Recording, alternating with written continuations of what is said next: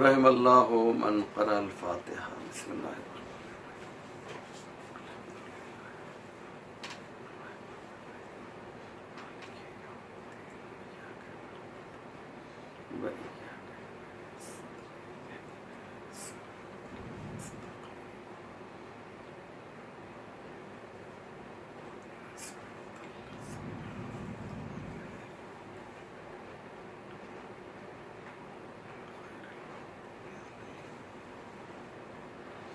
لا حول ولا قوة إلا بالله العلي العظيم.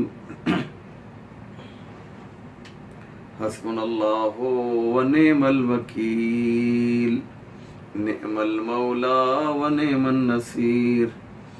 أعوذ بالله من الشيطان اللعين الرجيم. بسم الله الرحمن الرحيم. الحمد لله رب العالمين والصلاة والسلام والتحية والإكرام على سيد الأنبياء والمرسلين مولانا أبي القاسم محمد وعليه الطيبين الطاهرين المعصومين ولعنة الله على أعدائهم أجمعين. رب اشرح لي صدري ويسر لي أمري واحلل عقدة من لساني يفقهوا قولي. أما بعد فقد قال الإمام الحسين عليه السلام ما رأيت أصحابا أبر وأوفى من اصحابی. ممدین کرام و حاضرین ذوی الاحترام، السلام علیکم ورحمۃ اللہ وبرکاتہ. یہ مجلس عزا ہے جو المہدی شیعہ اثنا عشری سینٹر کی جانب سے، پمپری پونا سینٹر کی جانب سے برگزار کی جا رہی ہے. پروردگار عالم سے دعا ہے کہ وہ ہماری اس اہم عبادت کو قبول فرمائے.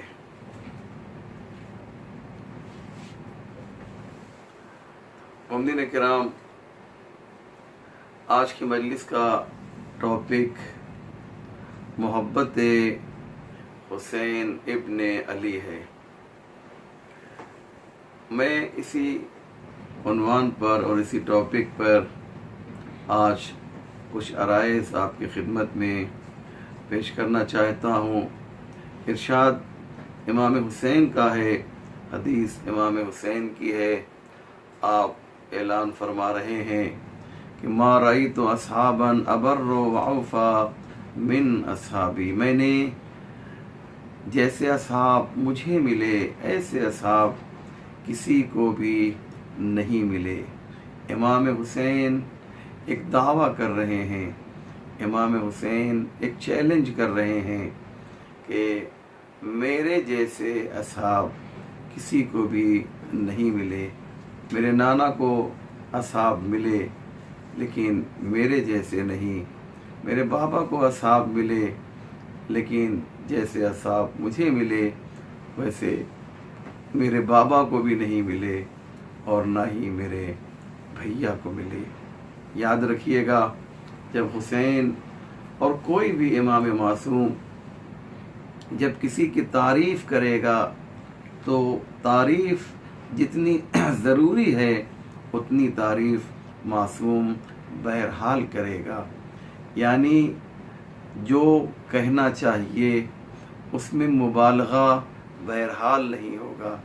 ہم اور آپ ممکن ہے کسی کی تعریف کریں اور اسے وہ لقب عطا کر دیں جس کا وہ مستحق نہ ہو، لیکن جب معصوم اور پاکیزہ زبان سے کسی کی مدح اور کسی کی تعریف میں جملے نکلیں گے تو وہ حقیقت پر مبنی ہوں گے. اس لیے آئیے امام حسین نے کیا فرمایا، ما رأیت اصحابا ابر و اوفا من اصحابی، جیسے اصحاب مجھے ملے ایسے اصحاب نہ ہی میرے بابا کو ملے، نہ میرے نانا کو ملے، اور نہ ہی میرے بھیا کو ملے۔ آئیے ذرا سا اس سلسلے میں کچھ باتیں آپ کی خدمت میں پیش کی جائیں۔ نانا کو اصحاب میرے جیسے نہیں ملے، بھیا کو میرے جیسے اصحاب نہیں ملے، کیا مقصد؟ آئیے امام حسن کے اصحاب کی کیفیت کیا ہے، ان کی ہسٹری کیا ہے، ان کی تاریخ کیا ہے۔ ہم سب جانتے ہیں کہ امام حسن کے اصحاب میں سے کچھ ایسے اصحاب تھے کہ جو پیسے کی لالچ میں، درہم و دینار کی لالچ میں وہ حاکم شام کے لشکر سے جا کر مل گئے، لیکن مجھے تاریخ میں کہیں نہیں ملتا کہ حسین کا کوئی صحابی ادھر سے ادھر چلا گیا ہو۔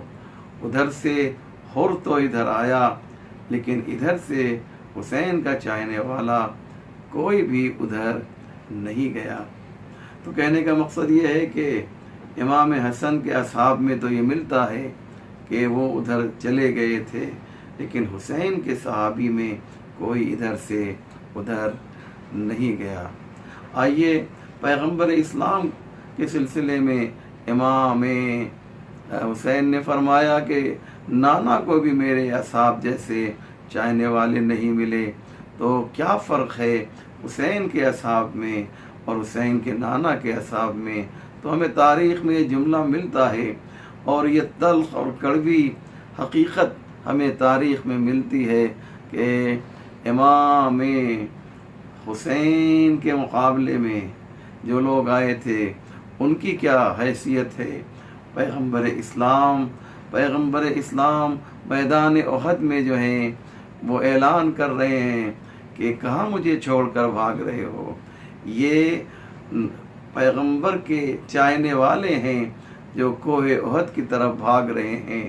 رسول کہہ رہے ہیں کہ آؤ مجھے بچانے کے لیے آؤ، لیکن یہ وہ اصحاب ہیں جو رسول کو چھوڑ کر پہاڑ کی چوٹی پر پناہ لے رہے ہیں۔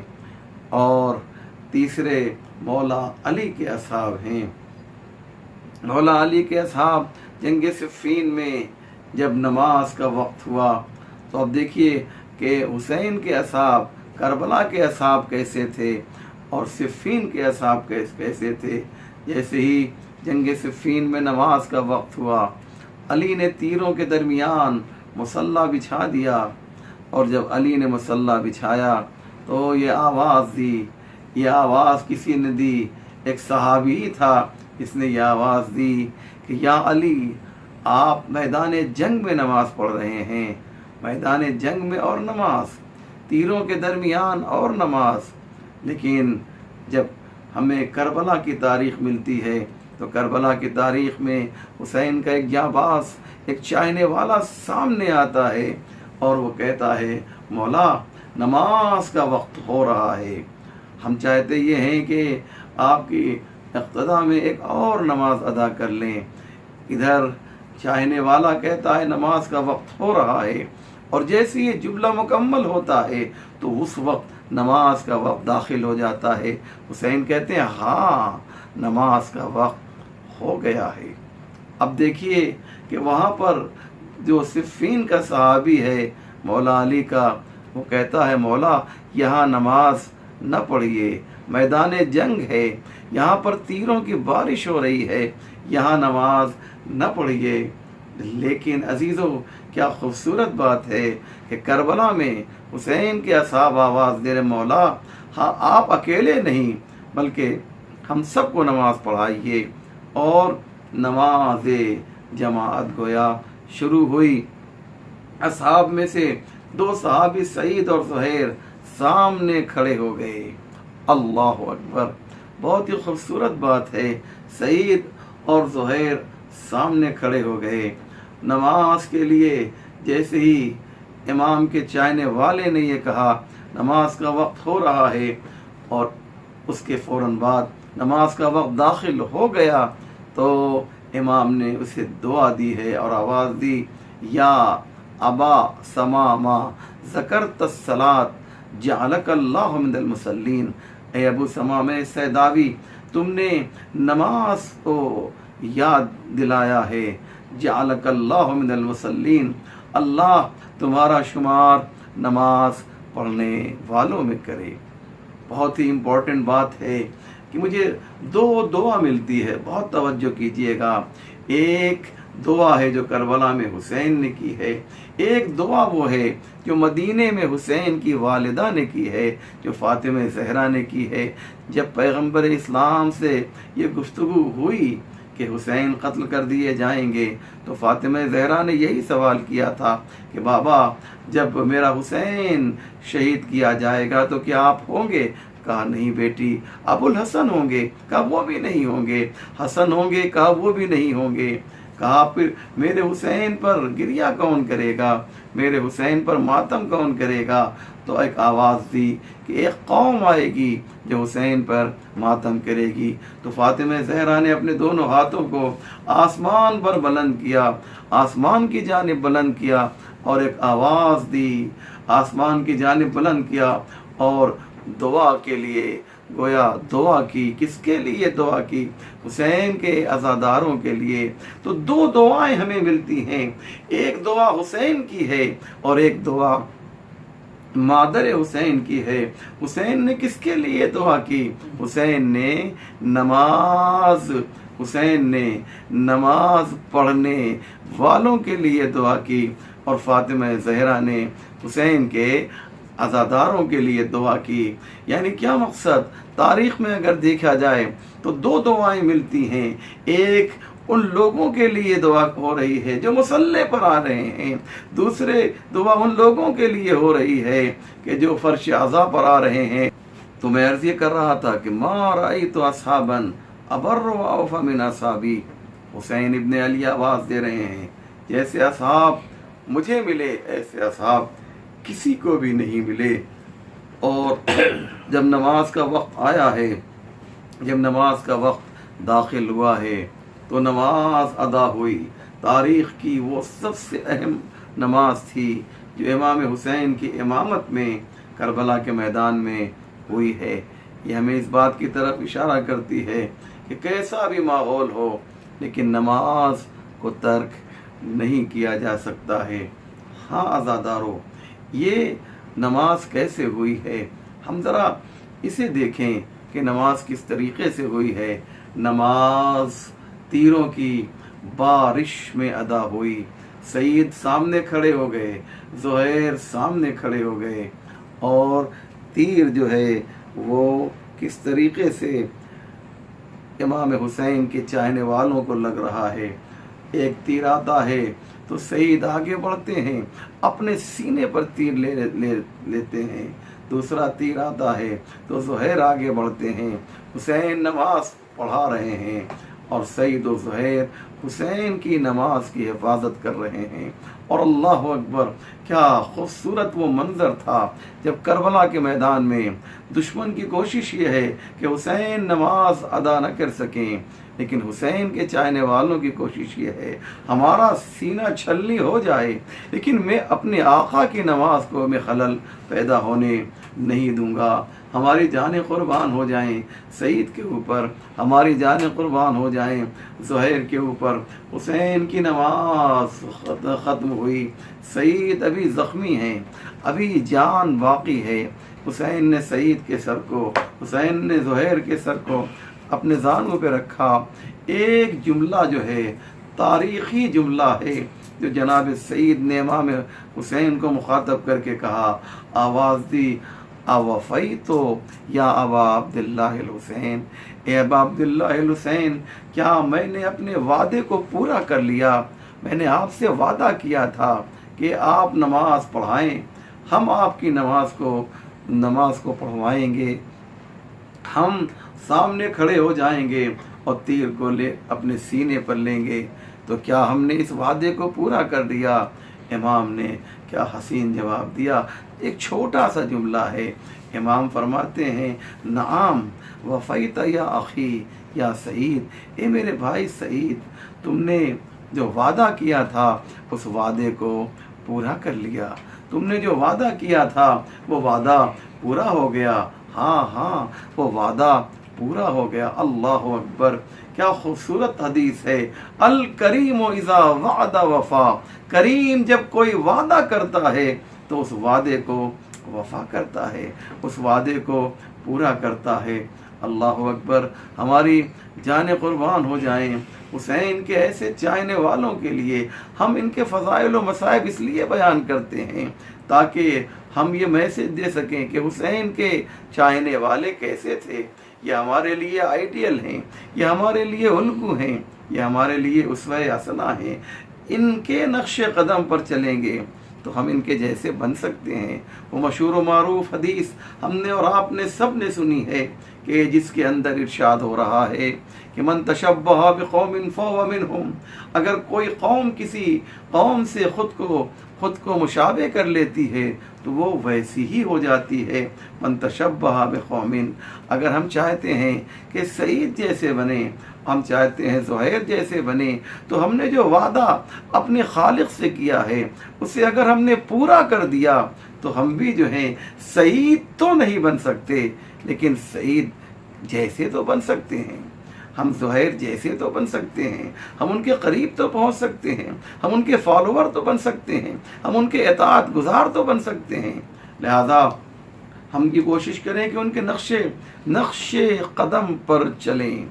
और वाक़ईन ये काम आसान नहीं था, तभी तो हुसैन ने कहा मा रअयतु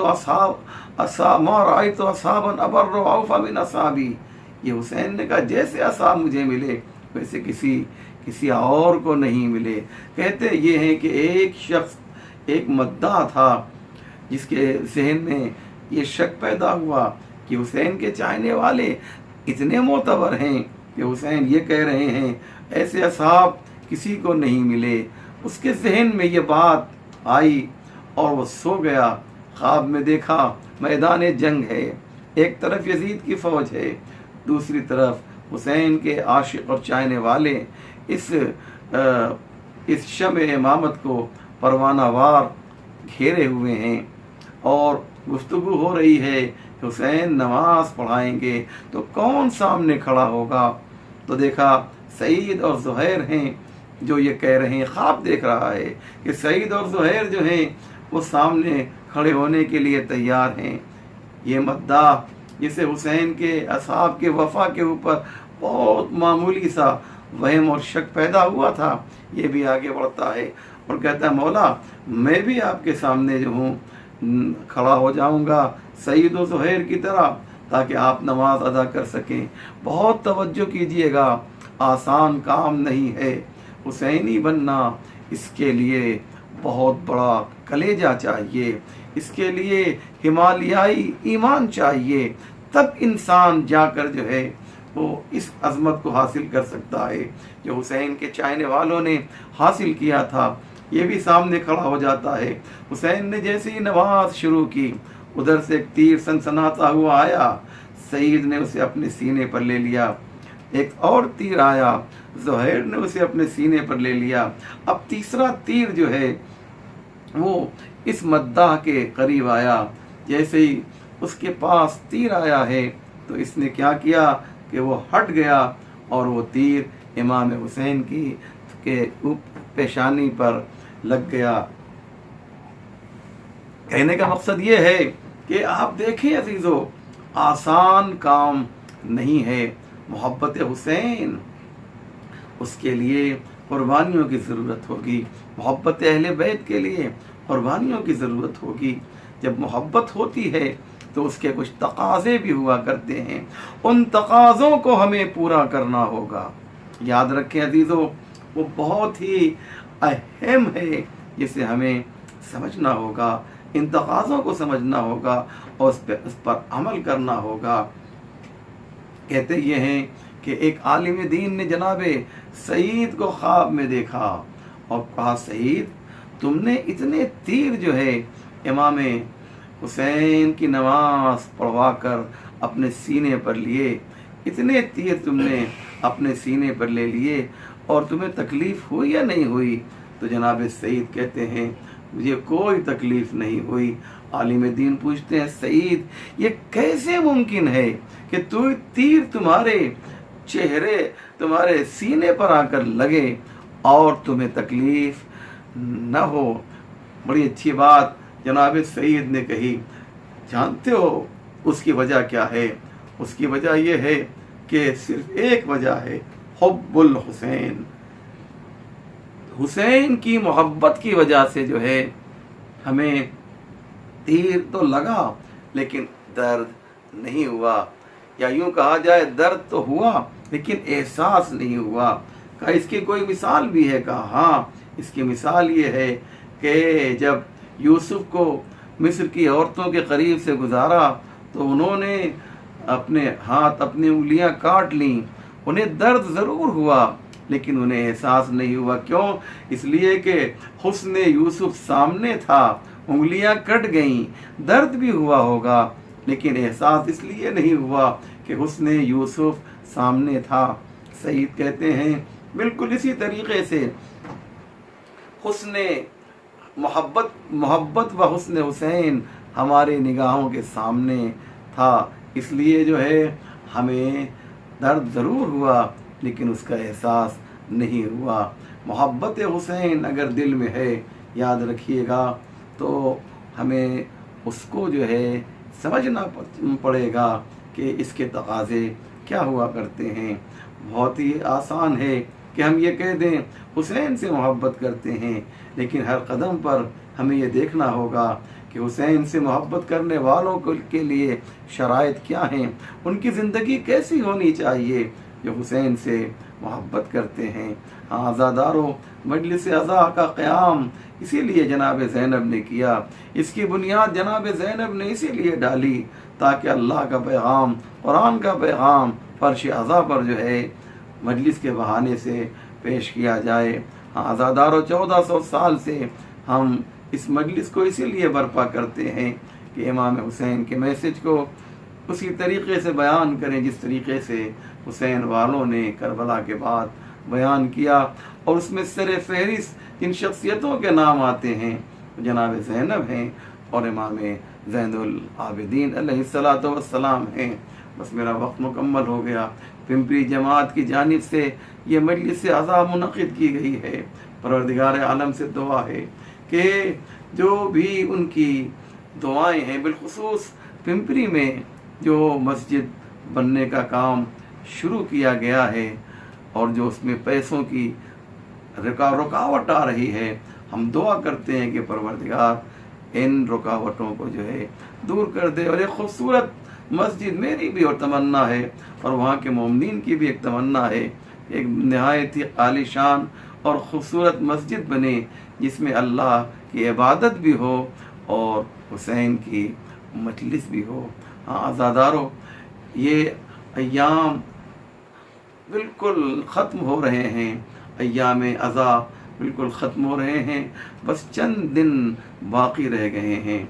अज़ादारों, मेरा दिल ये चाहता है कि मैं आज तज़किरा करूं उस शहज़ादी का कि जिसे सकीना बिन्तुल हुसैन कहा जाता है।